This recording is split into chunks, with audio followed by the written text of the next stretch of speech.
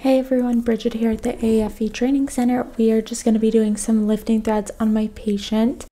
So as you can see, I have already marked her up and we're actually just going to do some jawline threads just because she's, had a lot of treatments in the past and we kind of have just been working on this jawline for quite some time. So we really want to snatch that area back. So I went in first with my lidocaine and epi. I mix in a little bit of sodium bicarb to help it to be more comfortable for the patient. It kind of takes away that burning sensation. So I made my pilot hole with an 18 gauge needle, and then now I'm going in with more lidocaine and making my track for the thread. When I do my thread lidocaine or my track lidocaine, I use 2% or 1%. The epinephrine can sometimes be a little much and can kind of make them anxious if you do a little too much of it. So I have decided to go in with my 17 gauge RT3 thread. They are the 70 millimeters. I just think for the jawline, it's like the perfect length.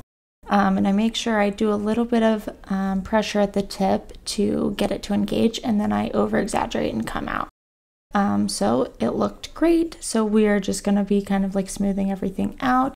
And then I will be putting a band-aid on this side before moving on to the other side to keep everything nice and clean. So biggest thing with threads for aftercare is they need to keep these band-aids on until, the night of when they wash their face. No like harsh serums or retinols or anything like that. Just kind of like keeping it more on the calmer side just for the next few days while she's healing up. Lifting threads can be a little bit difficult sometimes for patients to get on board with just because the downtime, we usually tell people not to have anything important for 4 weeks. Which seems like a long time, but some patients truly are swollen and bruised until that month mark. Some patients have no issues at all, and then others are completely bruised, look pretty rough for the first few weeks. So I always make sure that they don't have like a wedding or an interview or something like that before I commit to doing lifting threads. This patient actually kind of works in the aesthetic realm, so she doesn't care to be bruised. So she's kind of always down to do anything.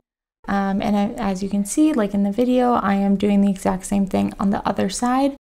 Biggest thing, if you haven't used the RT3 threads compared to the other ones, they come with a plastic stopper in them, which essentially is preventing the thread from engaging. So you just have to make sure that you remove this before you do come out, or the thread will come right back out with you in the cannula. This side was a little bit more difficult to get a lift on, so I decided to go back in with an extra one on this side. Just give her a little bit more collagen and hopefully be able to get that really snatched back once she's, once that swelling and bruising goes down. I always make sure to do a little reverse pull like I'm doing right now, just to make sure those barbs are really engaged with the tissue and that it also gives me a more exaggerated lift. I cut really close to my injection area.